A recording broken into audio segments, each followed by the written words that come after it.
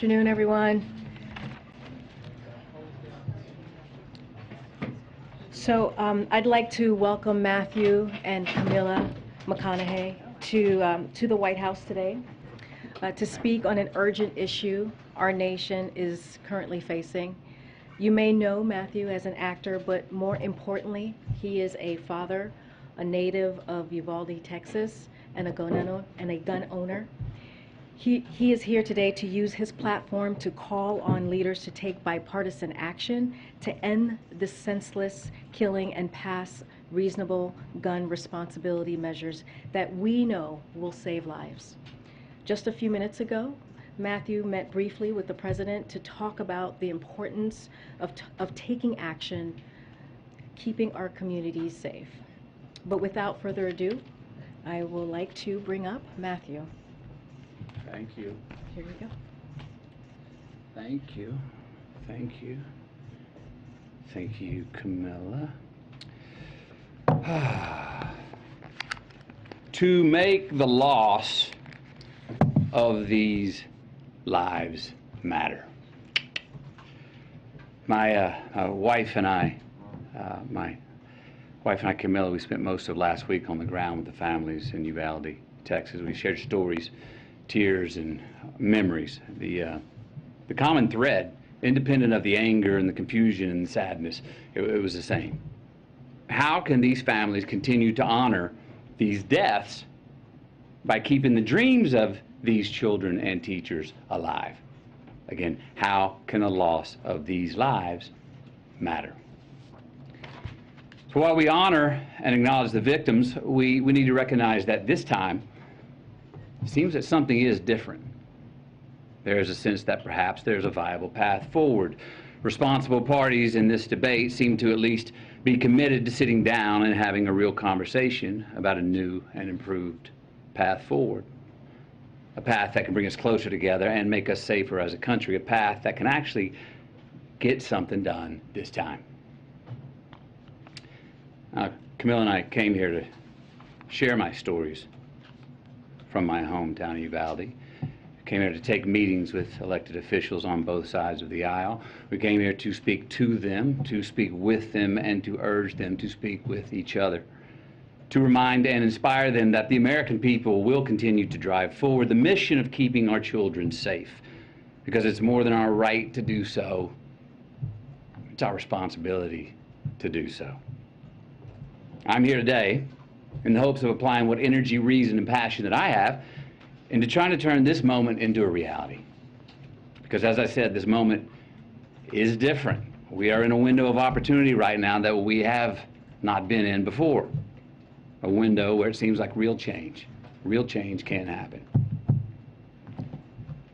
Uvalde, Texas is where I was born. It's where my mom taught kindergarten less than a mile from Robb Elementary. Uvalde is where I learned to master a Daisy BB gun.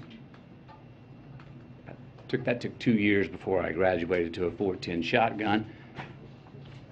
Uvalde is where I was taught to revere the power and the capability of the tool that we call a gun. Uvalde is where I learned responsible gun ownership. Now, Uvalde called me on May 24th when I learned the news of this devastating tragedy. I had been out of cellular range, working in the studio all day when I emerged, and messages about a mass shooting in the town I was born in began flooding my inbox. In a bit of shock, I drove home, hugged my children a bit tighter and longer than the night before, and then the reality of what had happened that day in the town I was born in set in. So the next morning, Camilla, myself, the kids, we loaded up the truck and we drove to Uvalde.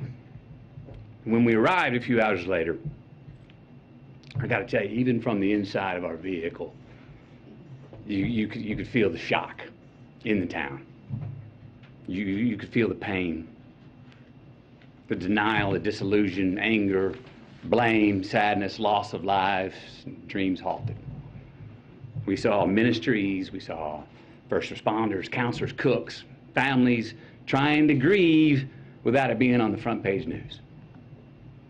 We met with the local funeral director and countless morticians who who hadn't slept since the massacre the day before, because they've been working 24/7 trying to handle so many bodies at once, so many little innocent bodies who had their entire lives still yet to live.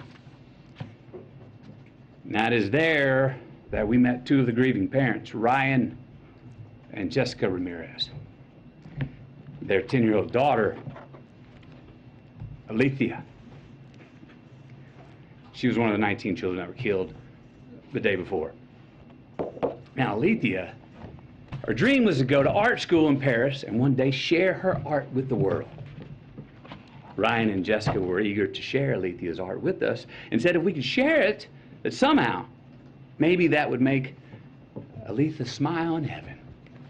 They told us that showing someone else Alethea's art would in some way keep her alive. Now, this particular drawing is a self-portrait, all right, of Alethea drawing with her friend in heaven looking down on her, drawing the very same picture. Her mother said of this drawing, she said, you know, we never really talked to her about heaven before, but somehow she knew. Alethea was 10 years old. Her father, Ryan, this man was steady. He was uncommonly together and calm. When a frazzled friend of his came up and said, how are you so calm? I'd be going crazy. Ryan told him, he said, no, you wouldn't. No, you wouldn't. You'd be strong for your wife and kids, because if they see you go crazy, that will not help them. Just a week prior, Ryan got a full-time line job, stringing power lines from pole to pole. And every day since landing that well-paying full-time job, he reminded his daughter Alethea, he said, girl, Daddy gonna spoil you now. Told her every single night. He said, Daddy's gonna take you to SeaWorld one day.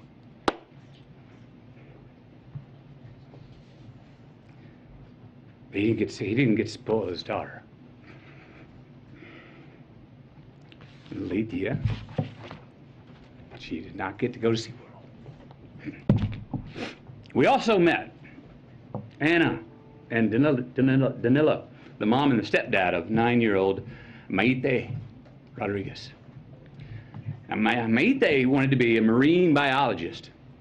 She was already in contact with Corpus Christi University of A&M for her future college enrollment. 9 years old. Maite cared for the environment so strongly that when the city asked her mother if they could release some balloons into the sky in her memory, her mom said, oh no, Maite wouldn't want to litter.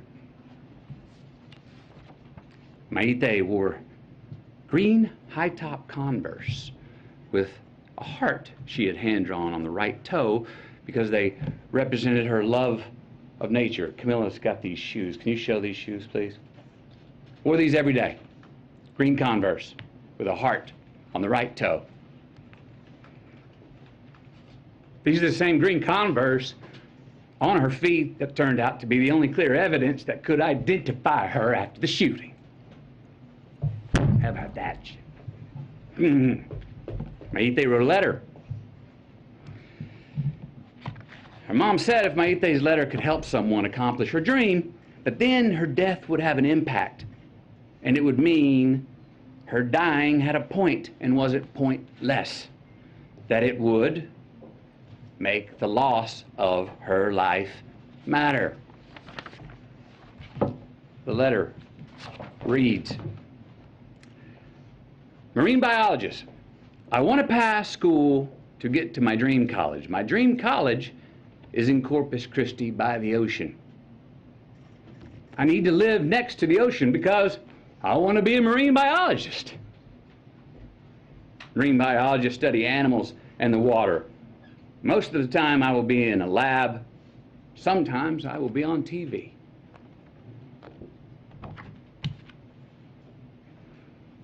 Then there was Ellie Garcia, a 10-year-old, and her parents, Stephen and Jennifer. Ellie loved to dance and she loved church. She even knew how to drive tractors and was already working with her dad and her uncle mowing yards. Ellie was always giving of her gifts, her time, even half-eaten food on her plate, they said. Around the house, we called her the Great Regifter. Smiling through tears, her family told us how Ellie loved to embrace. Said she was the biggest hugger in the family. Now, Ellie was born Catholic, but had been going to Baptist church with her uncle for the last couple of years. Her mom and dad were proud of her because they said she was learning to love God no matter where.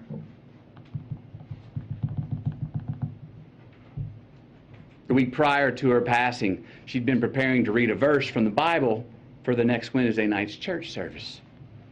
The verse was from Deuteronomy 6:5. And thou shalt love the Lord thy God with all thy heart, with all thy soul, and with all thy might. That's who Ellie was becoming. But she never got to read it. Service on that Wednesday night. Then there was a fairy tale love story of a teacher named Irma and her husband Joe. What a great family this was. This was an amazing family. Camilla and I, we sat with about 20 of their family members in their living room, along with their 4 kids. Kids were 23, 19, 15, and 13. They shared all these stories about how Irma and Joe served the community and would host all these parties, and how Irma and Joe were planning on getting a food truck together when they soon retired. They were humble, hard-working people. Irma was a teacher who her family said went above and beyond and just couldn't say no to any kind of teaching. Joe had been commuting to and from work 70 miles away in Del Rio for years. Together they were the glue of the family. Both worked overtime to support their 4 kids. Irma even worked every summer when school was out. The money she had made 2 summers ago paid to paint the front of the house. The money she made last summer paid to paint the sides of the house. This summer's work was going to pay to paint the back of the house. Because Irma was one of the teachers who was gunned down in the classroom. Joe, her husband, literally died of heartache the very next day when he had a heart attack.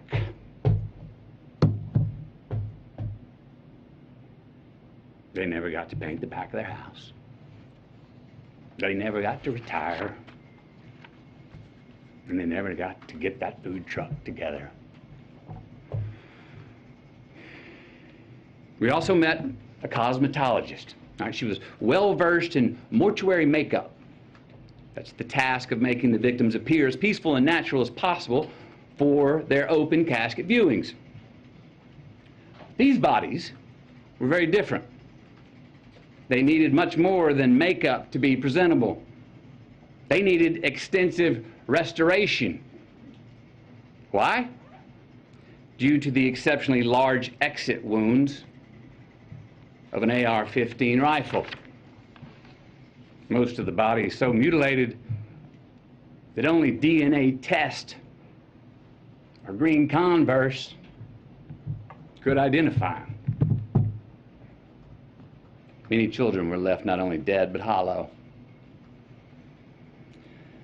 So yes, counselors are going to be needed in Uvalde for a long time. Counselors are needed in all these places where these mass shooters have been for a long time. I was told by many that it takes a good year before people even understand what to do next. And even then, when they become secure enough to take the first step forward, a lifetime is not going to heal those wounds.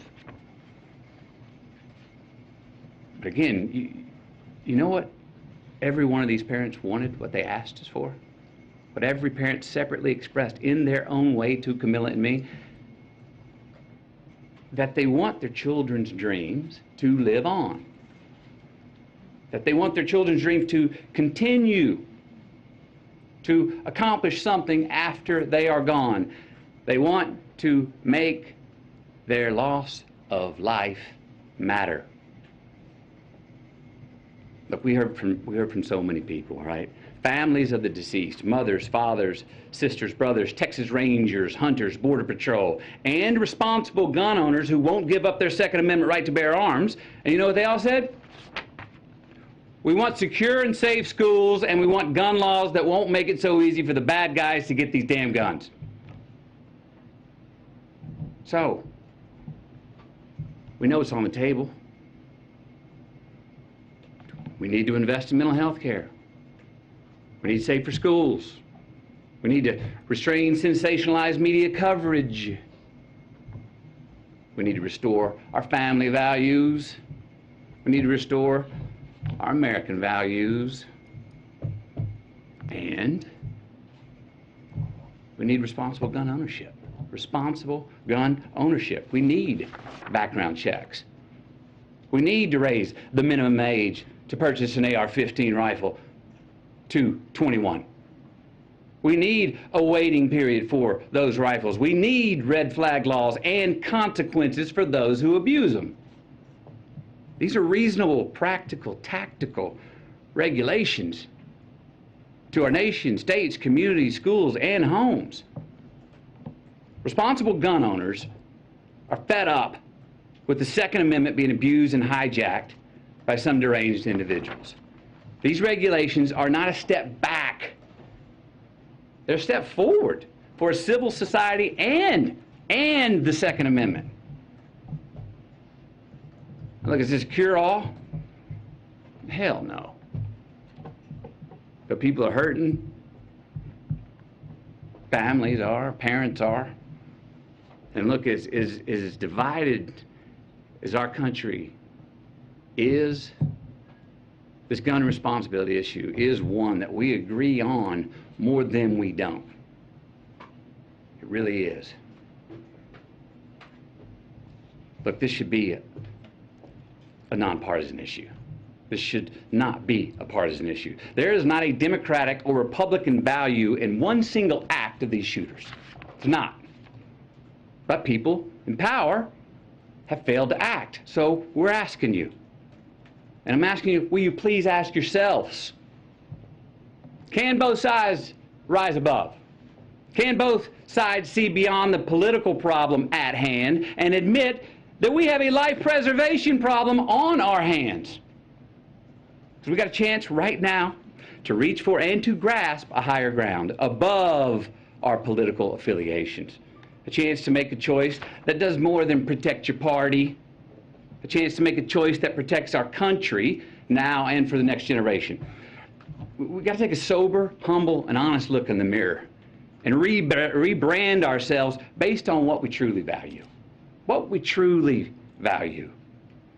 We've got to get some real courage and honor our immortal obligations instead of our party affiliations. Enough with the counterpunching. Enough of the invalidation of the other side. Let's come to the common table that represents the American people. Find a middle ground, the place where most of us Americans live anyway, especially on this issue. Because I promise you, America, you and me, we are not as divided as we are being told we are. No. How about we get inspired? Give ourselves just cause to revere our future again. Maybe set an example for our children. Give us reason to tell them, hey, listen and watch these men and women. These are great American leaders right here. Hope you grow up to be like them. And let's admit it. We can't truly be leaders if we're only living for re-election. Let's be knowledgeable and wise and act on what we truly believe. Again, we got to look in the mirror, lead with humility, and acknowledge the values that are inherent to, but also above politics. We got to make choices, make stands, embrace new ideas, and preserve the traditions that can create true progress for the next generation. With real leadership, Let's start giving us, all of us with real leadership, let's start giving all of us good reason to believe that the American dream is not an illusion. So where do we start? We start by making the right choices on the issue that is in front of us today. We start by making laws that save innocent lives and don't infringe on our Second Amendment rights. We start right now by voting to pass policies that can keep us from having as many Columbines, Sandy Hooks, Parklands, Las Vegases, Buffaloes, and Uvaldes from here on. We start by giving Alethea a chance to be spoiled by her dad.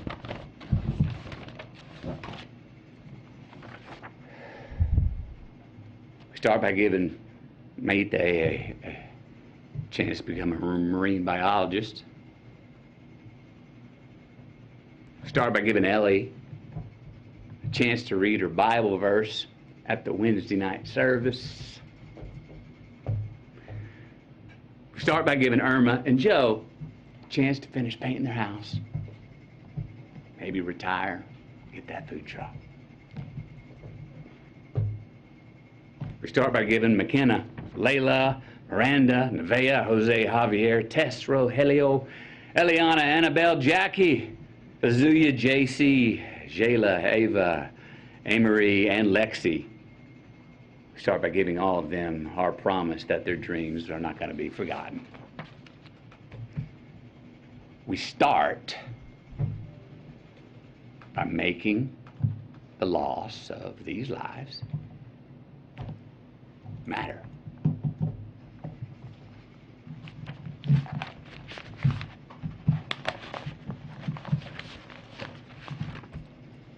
Thank you. Thank you. When he spoke to the president, did he say anything about this? Are the changes that are being grandstanding discussed just now, enough sir? for you?